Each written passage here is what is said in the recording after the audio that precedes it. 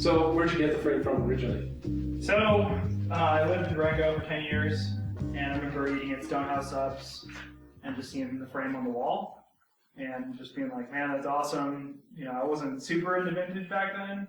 I just always had in the back of my mind that, like, you know, Missy Giove's bike was at Stonehouse, and we moved back to Durango in 2000, like last year, like a year ago, and Stonehouse are closed. And I was like, oh man, you know, that sucks. So, you know, after getting settled, I kind of started to track down the former owner, you know, trying to keep as light of a footprint as possible, not like banging down doors, but saying, hey, you know, who am I, you know. So I finally found her on Facebook, and I friended her on Facebook, and, you know, I was trying to be as, like, gentle as possible, you know, just, like, commenting on some of her photos, like, hey, you know, I used to go to Stonehouse, awesome. And finally, Jimmy Carabia, the former owner of Stonehouse, who sold it to this person, he knew I was into vintage, and he's like, yeah, you know, like, I used to have that Missy bike. I'm like, I think she still has it. So I finally I had him talk to her, you know, talk me up like I was this, you know, that guy that could restore bikes. So I finally emailed her, I was like, hey, you know, do you have a bike? And she's like, yep, it's sitting in my basement. I've honestly been looking to get rid of it. I was like, perfect, you know, that's like the perfect scenario. So she and I met. She had it with her, and it was covered in grease. It was just a frame. It was just a frame, and it was covered in restaurant grease. So it's like you could barely tell. It was so gross. Like touching it, your hands would just like come across. And I was like, yeah, I made her an offer, and she thought about it for like a month. She thought about it, and finally I followed up, and she's like, yeah, honestly, I just need to make it go away, because if I don't sell it now, I'll never sell it. So we did the deal, and sure enough, like a week later, she's like, oh, my daughter's really mad at me. I shouldn't have sold it. I'm like, you know, listen, I'm going to restore it. If you want it back, you know, when I'm done with it, like, we can talk then. And she's like, that sounds like a perfect idea, but you have to, like, you know, make me one, you know, kind of promise that you'll ride it. Like, if you're going to, you know, if you get to keep it, like, I want you to ride it, I want you to enjoy it, I want it to, like, you know, see the Durango Trail again. So that's what I did. That was the whole goal. So Cool. From there, it was like, you know, I kind of knew exactly what it needed to, like, 90%, and then a lot of it was just, like, poring over old school photos, you know, because I tried to get a hold of her, you know, and she never responded or anything like that. So I talked to Jimmy Deaton a lot. I talked to Bill Shaw, who was the general manager at Yeti. Talked to Chris Harding. Who else? I talked to a lot of people. Monkey, Gravy Entities. All those guys, like, helped out with details that I couldn't tell. Like, I didn't know, like, what the rear rim was. I didn't know, like, how the fork was put together. And so, like, all those guys kind of helped out. What was the hardest part? Getting air into the show. Yeah, I took it out to Bill Shaw.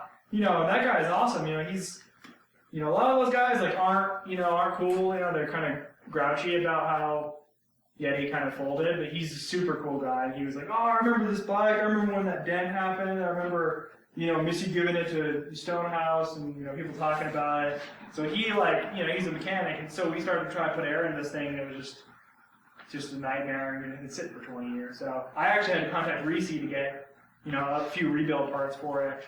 So now it holds air great. Trying to think of the hardest part to find. The rear rim was pretty tough, like in good condition. What kind of rear rim is it? Specialized, like BX23. It's, yeah, that's the thing about that race team is that they, you know, they had like certain sponsors, but some stuff they just didn't have. You know, it was basically like people would give them shit because they were Yeti, and they would be like, yeah, sure, we'll try it, you know, and like they wanted their stuff out there, so they had this crazy mechanic named Tracy Wild, and she had like a stockpile of rims. So, you know, they would use basically whatever she had available to build wheels. So they had a Ringway sponsorship, and then, you know, it was like one day they could be riding Specialized rims, the next day they could be riding Campy rims. So there's like pictures of her with like, the Specialized rim is pretty consistent, but like sometimes she's on Mavic, sometimes she's on Campy. So I had it built with Campy, and I was riding it, and like went around a corner, and the whole front wheel exploded in pieces. And I actually got the hub like right over here.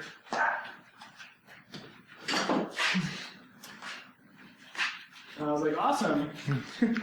So I went to Deaton, and I was like, Deaton, do you have any more blue Ringway hubs? He's like, I've only got one built into a wheel, like one of my old race wheels. And I'm like, well, that'd be perfect. So this came right out of Deaton, one off his bikes. I think it actually says, like, it's got his initials right there, and it's got the purple the purple nipple that Gravenities used to use.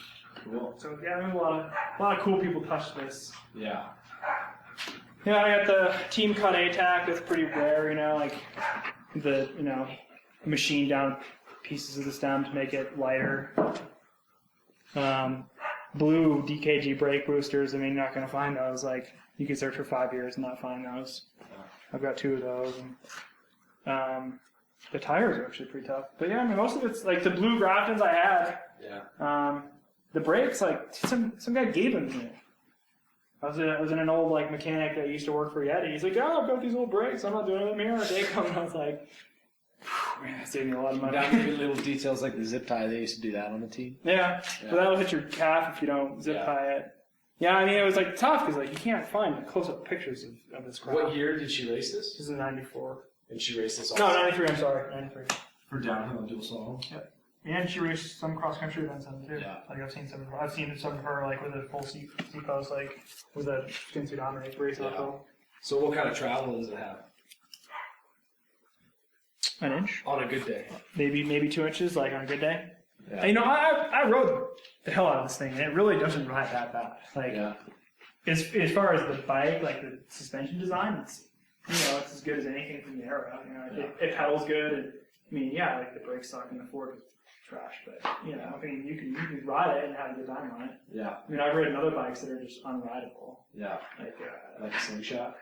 Slingshot is tough. It's once you get the hang of it, it's okay, but it's tough. Did she win any big races on this? She won a World Cup. In fact, no, she was national champion. She was world champion in '94. She was national champion on this, and likely she had some other bikes. But there's a picture that I found of her actually racing this thing, because you can tell because they have the team. For some reason, Bill told me that like they did the team white decal on the left side. I have no idea why. That's just great. You get all the pieces of the puzzle. Yeah, it's really with the people. Not to like pull my own string, but like it'd be tough to do this in any place other than Durango successfully, right? Because like so many people collaborated, like that I could just go to and say, hey, like what did you guys do with this thing? So I mean, the outcome is pretty much 98%. Like it probably had a Grafton bottom bracket, like, but I can't tell, Yeah.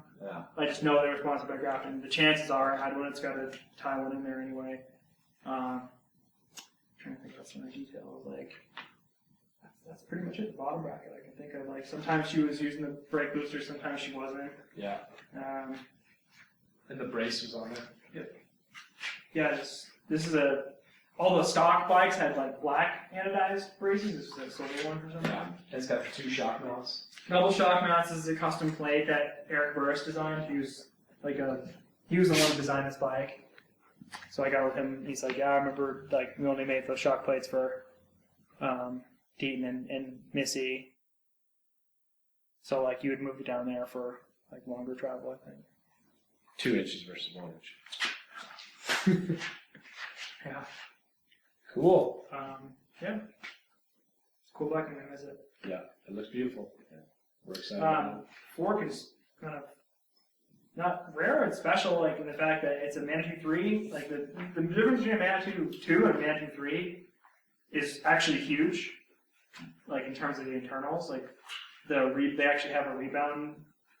They have like a rebound bumper in a Manitou 2, and in a Manitou 3 they just got rid of that because it topped out so much. So I basically had to like figure out how to make like the internals fit for a 3 in a 2, and I asked Shaw like what they were doing to make these forks work as good as they could. And he's like, we were putting like one Judy, like a rock shock spring in one leg, and then like Manitou elastomer in another. So this has got a Judy elastomer on the left leg and or a Judy spring, a DX of one of them. I mean, it wasn't like something you could just go get. Like it was like something that Rock Shots was doing, and then like a bumper stack on the other one. So like this is literally like the best performing fork you could get for that day. It was still really terrible.